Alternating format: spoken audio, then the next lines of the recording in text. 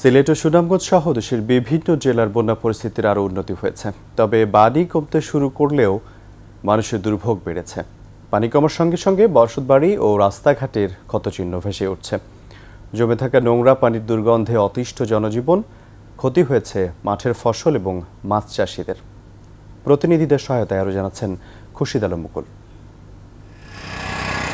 3 দিন ধরে বৃষ্টি না হওয়ায় এবং উজানের পাহাড়ি ঢল নেমে যাওয়ায় সিলেটে বন্যা পরিস্থিতি উন্নতির দিকে।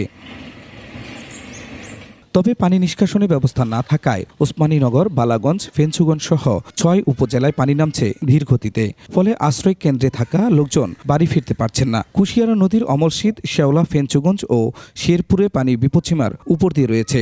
অতিরিক্ত পানি আছিল বাদে আছে ওখান পাইয়া মেম্বারে চেয়ারম্যান আমরা কাই দিছে খানি কুরাক দিছে আমরা তাকরা খাইলাম। গরু সব বেবা কাওয়ার মাঝে খুব বেশি।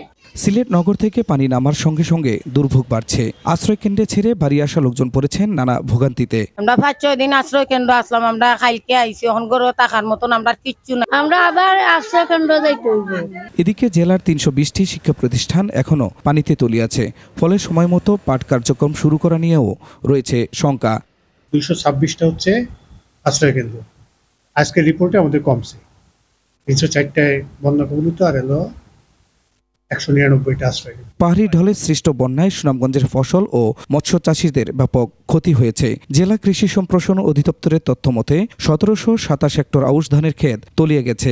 এই বন্যা হওয়ার কারণে এই ফিশারি থেকে প্রচুর পরিমাণ ক্ষতি হয়েছে এবং এই মাছগুলা বাড়িয়ে গিয়েছে। 7টা পুকুরে আপনার 45 লক্ষ টাকার মতো মাছ আছিল। ধান চাউল ভিজে গম ভিজে গেছে, মুরগি বাঁচে গেছে। জেলা মৎস্য অধিদপ্তরের তথ্য মতে 12 উপজেলায় 8021টি পুকুরের ছোট বড় মাছ বানের পানিতে ভেসে গিয়েছে। সরকারি সহায়তা পেলে আমরা এই সমস্ত ক্ষতিগ্রস্ত চাষিদেরকে কৃষি প্রণোদনার মাধ্যমে তাদেরকে সহায়তা করার চেষ্টা করব। পুকুরের পাড়টাকে একটু উঁচু করা আর তীরবর্তী পুকুরের চারিদিকে তীরবর্তী যায় যে শক্ত বা একটু ভালো মানের নেট দেওয়া, যাতে হলো অল্প পানিতে যাতে মাছ ভেসে না যায়। লালমনিরহাটেও বন্যা পরিস্থিতির আরও উন্নতি হয়েছে।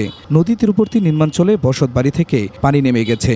রাস্তাঘাট জেগে ওঠায় স্বাভাবিক হয়েছে যোগাযোগ ব্যবস্থা। তবে কাঁচা সড়কে কাদামাটি থাকায় রয়ে গেছে দুর্ভোগ। এদিকে রংপুরের কাউনিয়া পয়েন্টে তিস্তা নদীর পানি বিপদসীমার উপর দিয়ে প্রবাহিত হচ্ছে। পানিতে প্লাবিত হয়েছে নদী তীরবর্তী ও চরাঞ্চলের 10 গ্রাম। খুরশিদ আলম মুকুল, 21 টেলিভিশন।